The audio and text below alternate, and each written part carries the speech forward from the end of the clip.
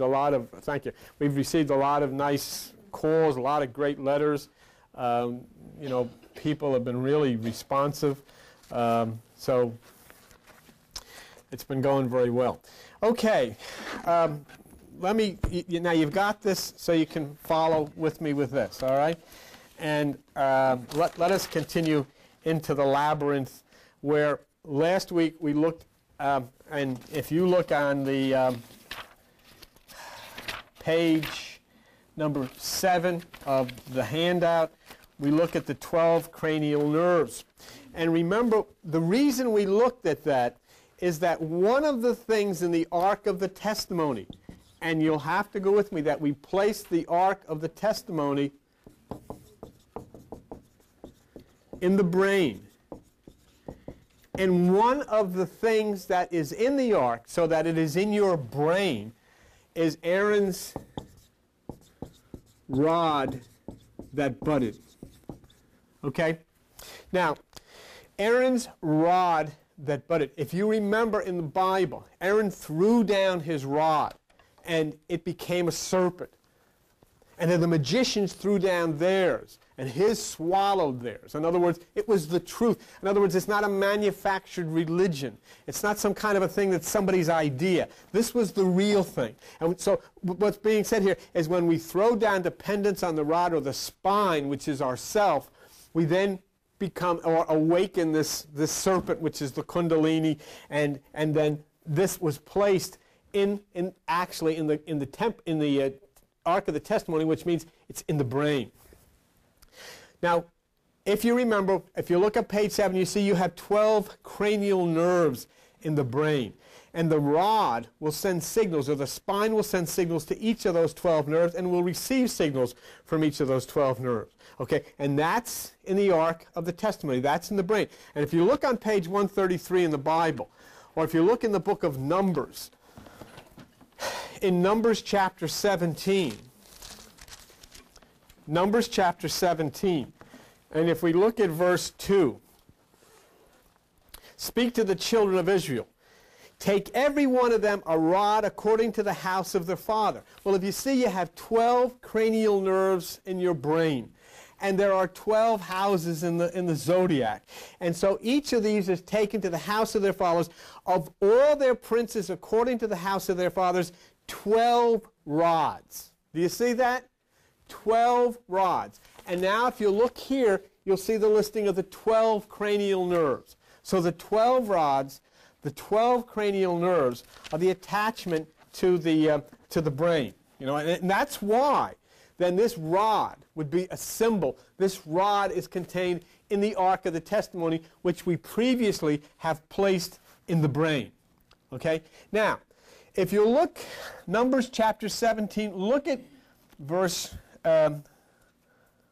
3. And one rod shall be the head of the house of the Father, okay, in the tabernacle of witness. And now look at verse 8. And it came to pass that on the morrow Moses went into the tabernacle. Remember, we're talking about the brain. And behold, the rod of Aaron for the house of Levi was budded, brought forth buds and blue blossoms, and yielded almonds. Okay? That budding rod that yields almonds is in the brain. We have to attach it in some way to the brain. Now, if we take the word almond and we look up the word in Stedman's dictionary, almond oil, okay? The word that we'll find in Stedman's dictionary is that it is a fixed oil from sweet almonds containing Amygdalin. The point that I'm looking at here is why did this rod, which is the symbol of the spine, which then electrically comes into this kundalini, why did it bud almond? Why did it give forth almonds? Why is it in the Bible? Why is it important? When I look in Stedman's medical dictionary, it says to me that the almond oil contains Amygdalin, Amygdalin. Okay? Where did I put this? Okay, all right, fine. Now, when I then go to look up Amygdalin in Stedman's, it says a glucose present in almonds. All right, so we know that. Then it says Amygdala.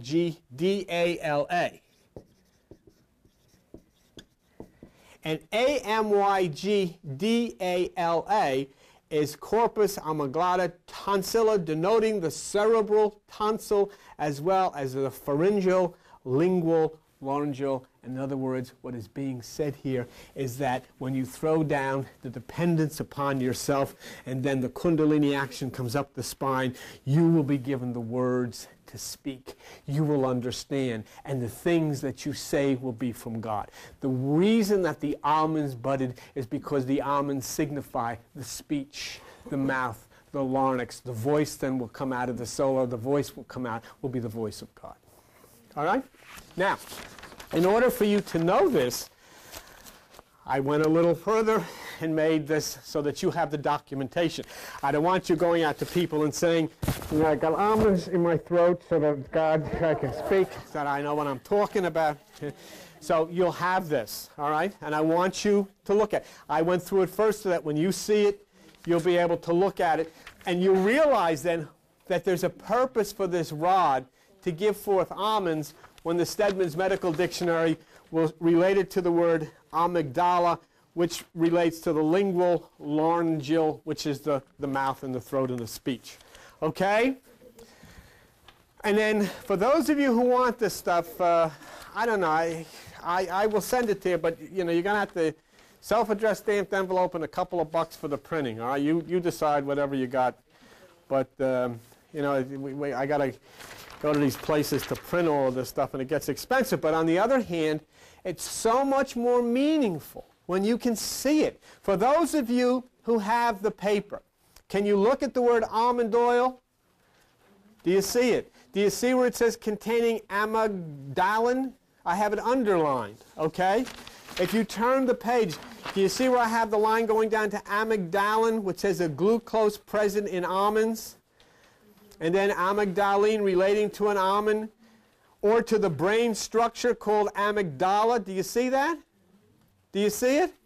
Then if you go up to amygdala, do you see where it says denoting the cerebellar tonsil as well as the pharyngeal, lingual, laryngeal, which means your speech? Okay?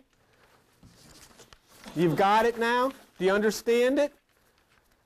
So do you understand then why it was important that inside of your brain is this rod that budded, and what it budded was the oil of the almond, meaning that when this rod is found in the arc, which is the electrical transmission between the receptors of the brain, then you'll be, the things that you say will be God things. So, I mean, it wasn't just budding almonds for no reason, was it? It was budding almonds because it's saying that once you understand, you see what's going to happen here eventually as we go through this thing, you're going to get to the fornix as we go through the labyrinth, and you're going to roll that stone, and what's going to come out? What is going to burst out? All of the power of the universe is going to burst out of that vaulted, sealed place inside in the center of your brain. All of the universal cosmic power, which is God, is going to come out of there.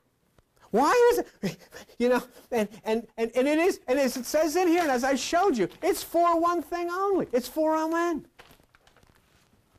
I mean, could I have written, I would have loved, you know, I would have loved for that to have been in there. I didn't know there was any such thing called for Amen in, I had no idea, but it is.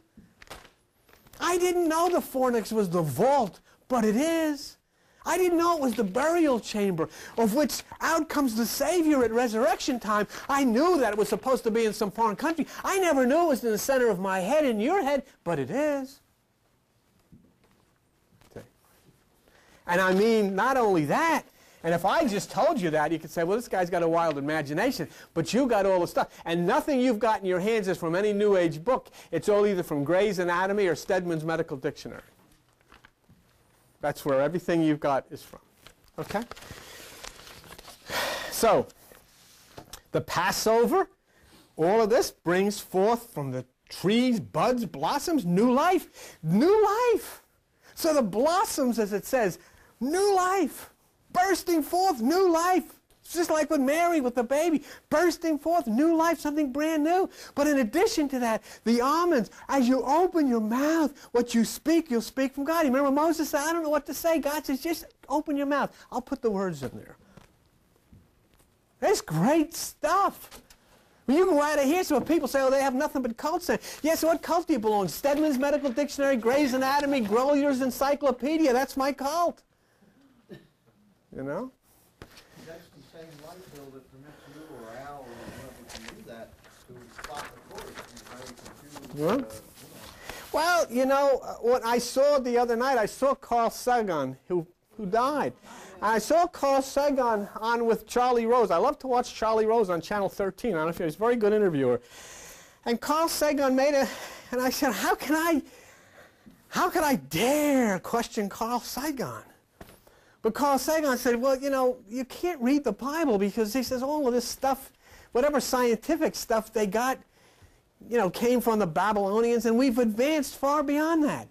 And I just wanted to say, with all due respect, and I love for everything you've done, but you're wrong. It's still 186,000 miles a second is the speed of light. It's still splitting the atom as nuclear fission. It's still Dura Mater, Pia Mater, and Arachnoid. It's all of this stuff. See? So he didn't know either, with all of his wonderful things that he's done and he's shown us. Because where do we have to go? We go into this word, and then we be able to see these things. So Aaron's rod in your brain is the witness, the promise, throwing down dependence on ourselves and our meditation. And now it'll happen to you. Well, you say, well, it's never really happened before. It's not given to people that don't know. You cannot get a driver's license in the state of New Jersey or any place else unless you can prove to them that you know how to drive. And nobody in God, nobody on 45, 55, nobody is going to allow people to enter into this place that don't know what to do. Don't know what's supposed to happen. Don't know what's going to occur when the stone is rolled back and the fornix opens and the vault opens and out comes this great power. What you read about on resurrection happens in the center of your brain in the vault. And so you have to know these things. That's why people are going to church and they say they want all of this stuff. New Age people, oh, I want this Kundalini. They haven't a clue, haven't any idea where this stuff comes from. So you brought forth manna electrically. Galactose. Galactose is brain sugar. In your brain is galactose.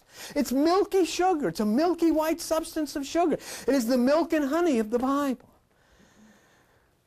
And just like you have the 12 cranial nerves, which you see on page 7, you know there are 12 signs of the zodiac. And just like the milky substance is in your brain, which is the brain sugar, you live in a cosmos in which the milky substance in the universe above you is the Milky Way. It's your galaxy. So as it is within, so it is without. Everything is there for you. And so not only do you bring forth the food, you bring forth the manna, which the electricity bring forth, but you know you bring forth water to quench your thirst in the desert. And the thirst in the desert is the confusion of people. It's like, gee, you know, I don't understand. I don't know. I can't figure any of these things out. That same rod, that same spine, that same energy within you. Look what happens. Go to page 136 of the Bible, and in the book of Numbers, Numbers chapter 20. And you know what makes me so happy about this, Albert? You know, and I know you as a scientist, and we can send people out of this room with this type of documentation in their hands. You know what I'm saying? Nobody's ever said, and I've always told you, and if ever I misled, like one time I was saying things about the sun moving, Mike came up here, and Mike Roscoe, and he said, well, you know, we better clarify that about the sun moving, and we did. We got right on it. We correct the course on this thing so there's no misunderstanding. I don't want anybody ever going out of here and getting caught with somebody saying, well, you're wrong about that. If it's not in, if we can't document it through some kind of an independent scientific source, then we're not going to say it. And, you know, I think we have so far. I mean, you know, it's pretty interesting stuff. Okay, so if you look in Numbers chapter 20, and here's the next thing. In Numbers chapter 20, here is verse 8, and God speaking to Moses saying, take the rod, get everybody together, Aaron and all of this stuff, and speak before, you see the rock before their eyes? The rock before their eyes is the pineal gland. It's the pineal stone. It's the stone that the builders rejected. It's a small, conical, pine-shaped cone. That's the rock before their eyes. And what do? You touch the rock with the rod. In other words, it is the energy from the spine that goes up and touches that, and the water flows, which means the truth, the understanding. It's just like, well, you're sitting here. Just think. Just think. You say, well, gee, I don't know if I've made any progress. Think of what you know. Think of what you got in your hand in those pages that I gave you. Everything you've got in your hand is not from some crazy journal or some screwy way. You got in your hand from the best scientific publications in the history of the world. In your lap. You got it. What do you know? What are you learning about your brain and what goes on inside? Forget whether you've ever graduated from school. Forget whether you know anything according to this world. Forget that. Because when that door opens, when that stone rolls away from that fornix in the center of your brain, forget everything. Because then you find out that what people think is intelligence doesn't even matter. So here it says, take that and touch the rock. And look at verse 11. And Moses lifted up his hand, and with his rod he smote, which means he hit the rock twice, and the water came out in abundance. But then look in verse 12, and God said to him, hey, Mo, because you didn't believe me, because in the front of all of these people, and what a warning that is to the church, what they call the Church of Jesus Christ. Are you kidding me? Do you know what God just said? You know what you did, Mo? You, in front of all of these people, you turned your back on what I said. What's going to happen to these people, these ministers and all these people who are teaching something that they know, they have to know, is not right? And here God says, because you did this in front of all of these people, there's no way for you. In other words, what did I tell you to do, Mo? I told you to take the rod, and I told you to touch the rock. And what did you do? You added something of yourself. You put something on there that I didn't say to put on there. And I wasn't so mad, Mo. I wouldn't have got ticked off if you just did that. But you got this whole crowd there. And so what about the thousands, millions of people that crawl into these churches every week? And none of them are ever able to be exposed to the truth of what God really taught, where God really is. Your kids don't know. You know, this is what I don't understand. That people take their kids to these churches, and then you look around, and the whole world is either drugs or violence or killing and raping and bedlam, and saying, why does this happen? What do we need to do? Oh, we need to build more jails.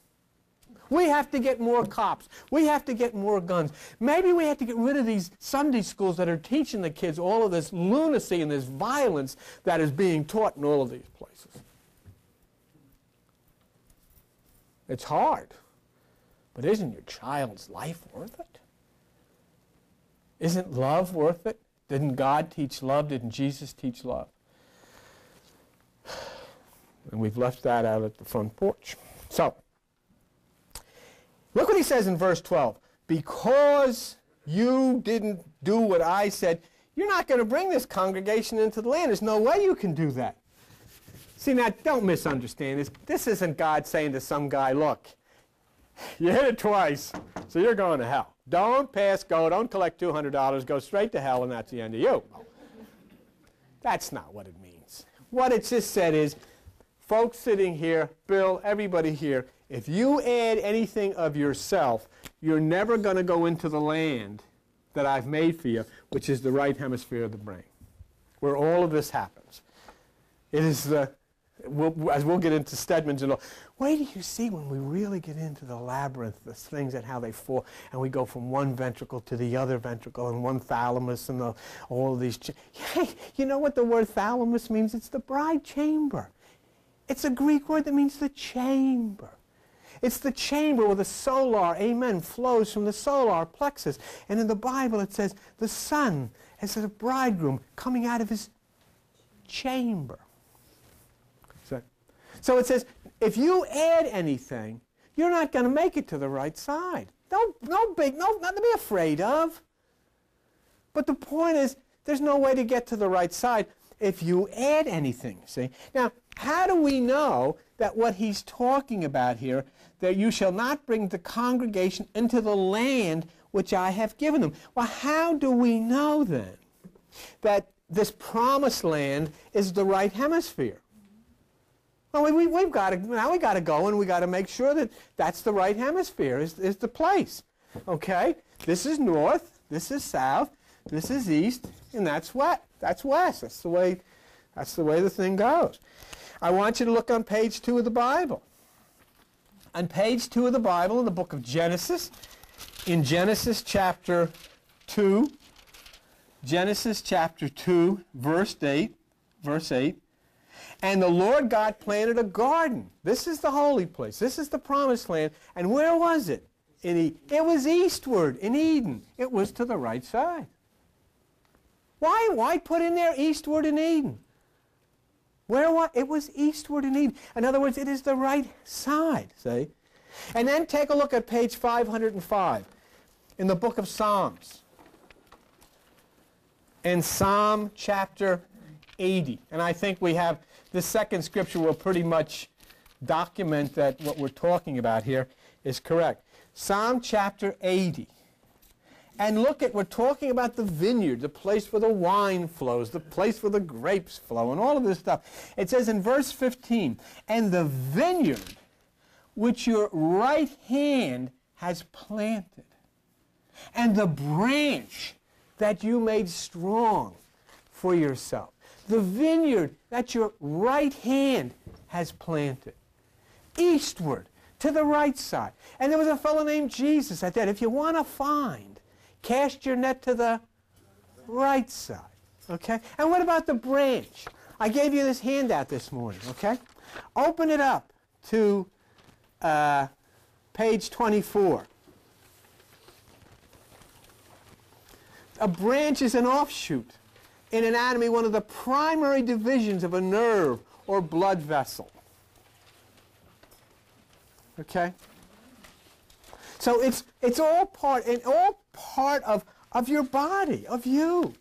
And the branch and all of these things that branch off from one place to the other throughout the body and enter in and move through you. All of this is part. So the right hemisphere of the brain, that garden where you're going to find the vault, where you're going to find with a cherubim, the cerebrum, the brain, the cerebrum, the cherubim, which is all covered.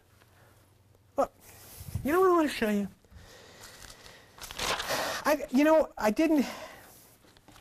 I didn't have a chance to show it to you last week, but I wanted to show it to you now because it's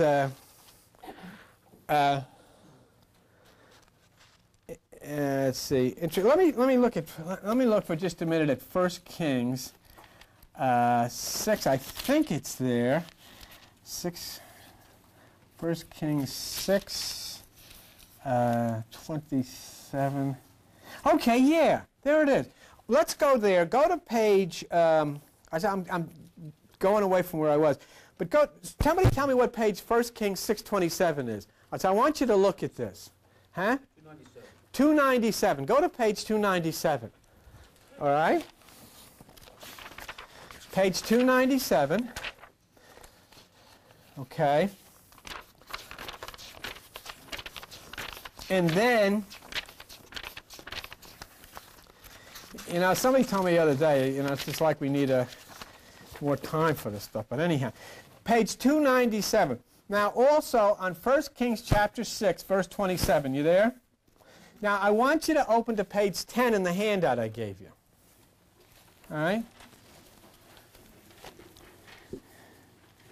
There's the brain and the fornix and everything in the center. And he set the cherubims, that's the cerebrum, within the inner house. And they stretched forth the wings of the cherubim, so that the wing of one touched the one wall, you see the side, and the wing of the other touched the other wall, and their wings touched one another in the midst of the house? Can you see it? The cerebrum, the cherubim. And I wanted you just to look at that. And the last item, if you'll turn to page 981 in the book of Hebrews, the last item that Paul or Apollonius says in Hebrews chapter 9 in verse 4, the last item that's in the ark of the testimony in the brain, you have the manna, and we know that's the galactose, which is the brain sugar. And you have the rod, which we know is the energy through the spine that buds into the almond, which is for speech. And then you have the commandments, which is the last one, Hebrews chapter 9, verse 4. And he says, and the last thing that is in the Ark of the Covenant is the tables of the covenant. And I did a whole study on the metaphysical meaning of the Ten Commandments. And I would suggest that you look at that, because this is the thing for spiritual direction. So these are the things that are part of the Ark of the Testimony in your brain. Galactose, yes, it's there. Almond, we looked, yes, it's there. The understanding of how these things work metaphysically, the rules, yes, it's there. The cerebrum, the most holy place. The understanding, the enlightenment where you can see and you can speak. The right side, the 90%, the cerebrum. And remember that the word cerebrum, which is your brain, that word cera means to cover. To cover.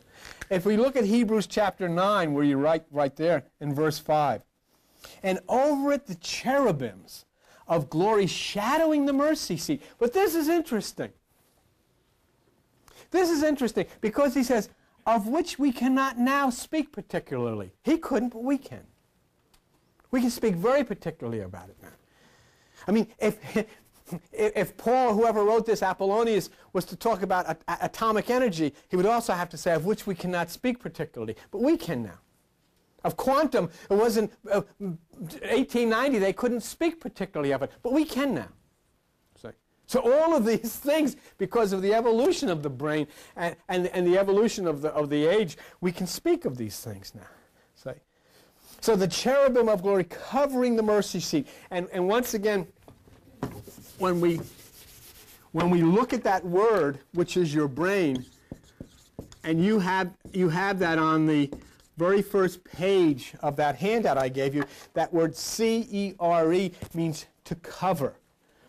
Okay? And on page 68 in Exodus chapter 25, let's just look at it. So, you know, some of you weren't here before.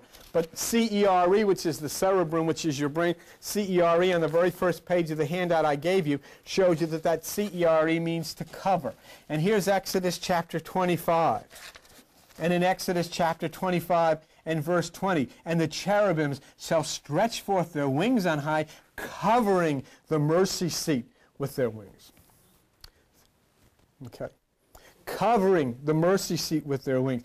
The right side, the 90%, the unseen. It's covered with the wings.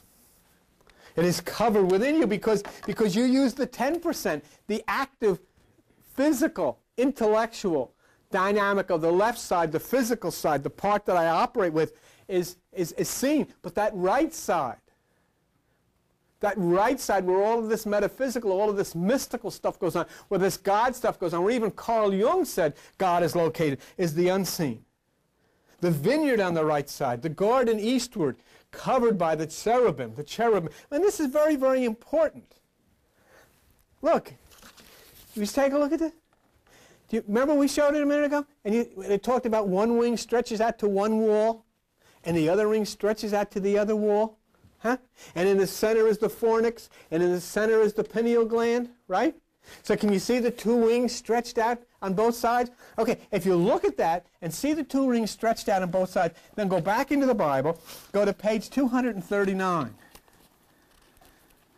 And in page 239, you look at a book called 1 Samuel, okay? And now look at it again. Do you have it in front of you? Page 10, the brain. You see the two wings stretched out? And you see all that stuff in the center where the fornix and the pineal gland is? And it says in 1 Samuel chapter 4, verse 4, and the people of the elders hath the Lord smitten, blah, blah, let us fetch the ark of the covenant out of Shiloh, that when it comes it may save us. So the people in verse 4 went from thence to the ark of the covenant of the Lord of hosts, which dwells between the cherubim, which dwells at the center of the cherubim. Do you see it? Does it say he dwells between the wings of the cherubim? If cherubim and cherubim are the same, do you see the wings on the page in front of you? And do you see what's in the center there? And he says that's where he dwells. And that's where the fornix is. That's where the vault is. That's where the cave is. That's the burial place of the Christ. That's the birthplace of the Christ. Folks, forget about your reading of the baby born in a manger. The manger, if you look back in the fornix, is in the center of your brain. Why did he have to be born here in that very little place in the center? Because there's no room in the inn. It's too busy. We're too busy here with all of this stuff. So the birth has to take place there. The fornix, it's the place of the bridegroom. It's the place of the intercourse with the pia mater, with the child is born in the fornix. And it is the root of a word that you know where the intercourse is not with the Holy Mother. It's the root of the word, and you can look it in your dictionary, of the word fornication. And the fornix is for the bride and for the bridegroom. And you're the bride. And it's yours. So, this is the holiest place, beyond the veil, beyond the arachnoid. So the manna, the rod, the law of the body and the universe are within the most holy right side, and the mercy seat, beyond any possible touch or sight. Remember something, and this is the important part, because you go to a lot of this New Age stuff. And let me tell you again, I don't care if you're Joni or Joan, or if you're Ethel, or if you're Cindy, or Dave, or Charles, or whoever you are, get something real clear. You can never see the inside of the fornix. All you have to do to make the stone roll away is be still. The fornix is not for you. The fornix is not for me. The fornix is for a man. And if you let him use that, and if you say yes, the stone will roll away, and all of the power of the cosmos will come. Whoa.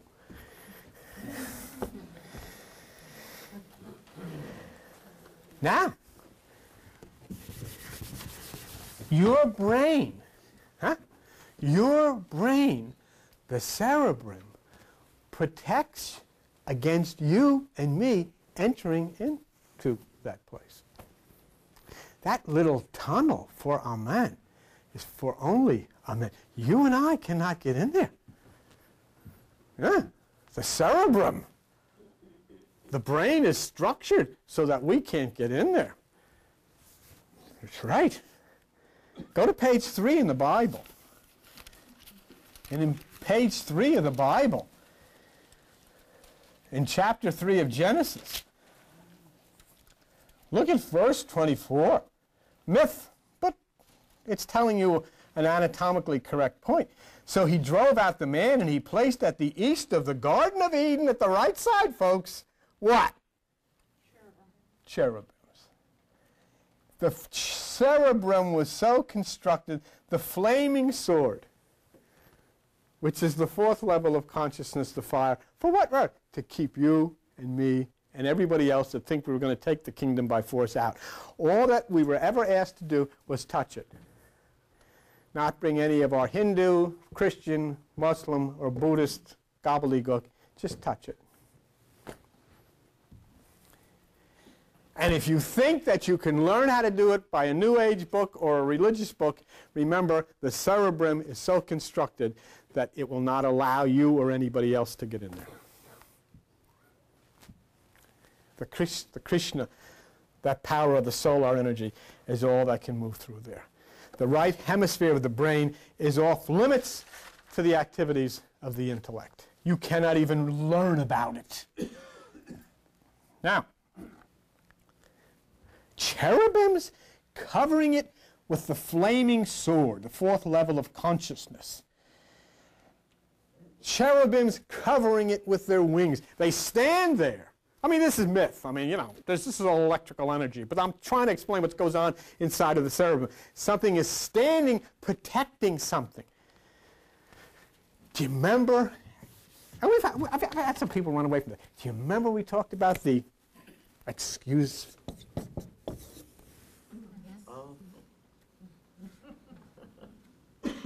And do you remember what Ezekiel said this UFO was?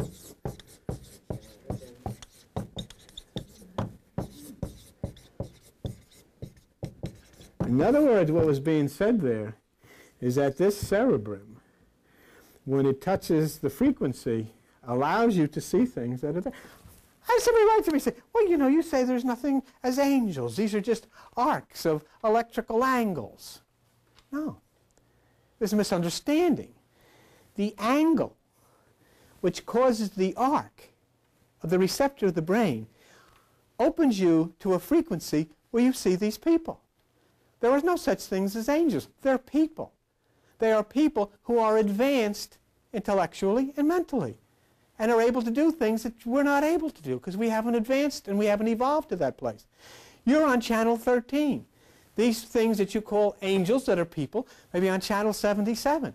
You cannot get onto channel 77 unless you flip the switch. Try it on your television. Sit there on channel 13 and pray that you can see channel 70. You can't. What do you have to do? You have to flip the switch. You push the switch. And what happens when you push the switch? Oh, there's Larry King.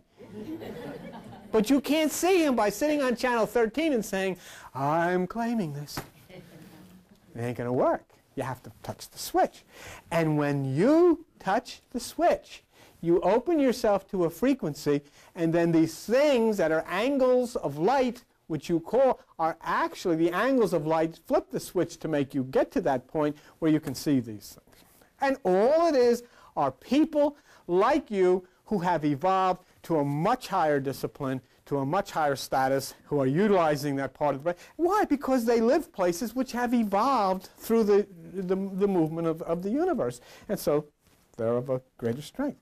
But it protects the right hemisphere of the brain. So then, what would happen? If somebody has an occasion to have one of the switches tripped in the cerebrum, an electrical arc, they could be walking out from however this might happen. They could be walking out, look up in the sky and see a UFO.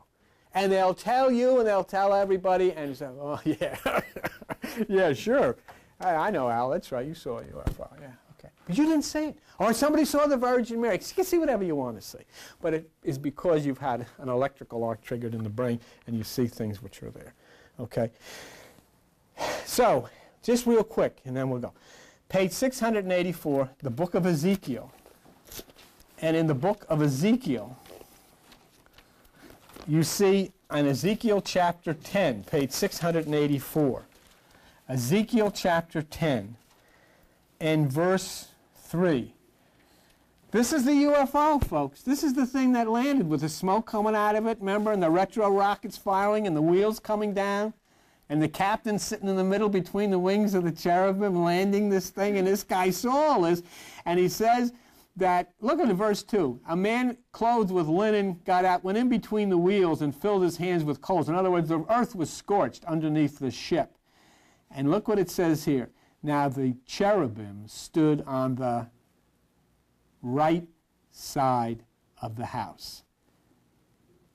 The cherubim stood at the right side of the house. So you can see then This is the mercy seat. It is covering the right side. It is covering the holy place. It is covering that most sensitive pia mater. It is covering, the cerebrum is covering the place where you and I are not allowed to go. Do you understand now why in the Catholic tradition women go into church and they've got to cover their head? So they put handkerchiefs on their head or whatever they have, veils on them, because they're covered. It's a symbol of cerebrum. It is, they don't cover their knee, they don't cover their foot, they don't cover their hand, they cover their head. It's the cherubim, it's the cerebrum, and it's covering the holy place. Okay? They don't know that, but that's what they're doing, and it's beautiful. It's a symbol, and it's a good thing. And see, that's why Jesus says in John 21:6, cast your net to the right side. It's where it's happening. It's where the cherubims are. It's where the cherubim is. And it says, and the cherubim, look, see, are you still at Ezekiel 10:3? All right, look at 10:19. And the cherubims lifted up their wings and mounted up from the earth, and they went out, and the wheels were beside them. Angels don't have wheels. UFOs have wheels. And everyone stood at the door of the east gate of the Lord's house, and the glory of Israel was over them and above. Of what cherubims? And we prove that cherubim is cerebrum. It's your head. And the flying noise, the whirling vortex, the wings, the flash of lightning, wherever the wheels went, and all of this kind of stuff. And look at verse 20. We're talking about the cerebrum. This whole study is about cerebrum. It's entering into your brain. And we're about to launch a real movement deep inside of the most sensitive part of your brain. And in the cerebrum and the cherubim, in Ezekiel chapter 10, verse 20, Ezekiel says, this is the living creature I saw by the river at Chebar, and I knew. He didn't say, I think. I knew that they were the cherubims. I knew. Galactos is the brain. Cherubim is the brain. Cherubim, the tabernacle of the brain. The UFO, the cherubim, the tabernacle, the right side, the brain, the whole thing. And as we stay in the understanding that this is all in the body, in the brain, in the spine, we can begin to understand it's working. We're going to look at two real quick things, and then we're all going to go to the lo mein. Okay? Real quick. Now you can start to understand the rod, the seven seals, the right side. Look at page 1005. 1005. Revelation chapter 5. And next week we'll start really to get in deep into the brain, and we'll start twisting through dark tunnels and winding stairs and strange hallways. And then we'll come to the place. And you'll only look at it, but you'll understand. Chapter 5, and I saw in the right hand, the right side, of him who sat on the throne, the cerebrum, the arch, a book, the book of life, written within me, and on the back side, the rod, the spine, sealed with the seven seals. The seven centers. The temple, the tabernacle, and remember, dura mater, hard mother, the outer, pia mater, tender mother, the inner holy place, arachnoid, the veil or the curtain separating the two. Exactly as the Bible has described it, it is the. But what is not so well known, and this is where we'll wrap it today, is that pia mater, dura mater, and arachnoid is not confined to the brain. If you will turn to page 8, okay? You'll see the membranes of the cord. That's the spinal cord. You see? the arachnoid is a delicate membrane made up of closely arranged interlacing bundles of connective tissues. And look at the next line. The pia mater of the cord is exposed on the removal of the arachnoid. Do you see what he's saying? If they operate and they lift away the curtain, they'll see tender mother. Surgically, anatomically. But what God is saying is enter in the Christ and the arachnoid will be lifted and the tender mother will then open her breast to you and you will be fed from the breast of tender mother the milk of the gods. Now, this is the point I wanted to make. Okay? Go down to the second where it says structure. The pia mater of the cord is less vascular in structure, but thicker and denser than the pia mater of the brain, with which it is continuous. Do you see that? In other words, you do not have a spine and a brain. They're one unit, totally interconnected. The spine and the brain are one. There is no separation. Pia mater, dura mater, and arachnoid are continuous, spine and brain, one. And so then when you talk about the kundalini and you talk about the energy, it is not going up in spine into the brain. It is part of the activity of the brain spine together, the duality of them both working in a harmony. And that's why you bring up all of this from the bottom up through these deep labyrinths into the place of the vault where the stone then, by this energy, is rolled away at the dawning of your life and the springtime of your soul. So we have a deep, deep, deep walk to go into the caverns and the labyrinths of the brain and of the mind as we continue. And I think as we get there, the things that we will find together will be so outrageous and so amazing to you that I hope that you will not, I always feel bad because I want to say, I'm trying to get people to come here. I'm really not. I want you to turn every corner of every hallway and every dark lane with me until we get to that point. Because I'll tell you, and I'm not telling you this, but I'm telling you the fact. When we get there, you're going to meet somebody I told you about a long time ago. Do you remember when you come up and took the card with the symbol? Guess who's standing by the vault? Okay, we'll see you.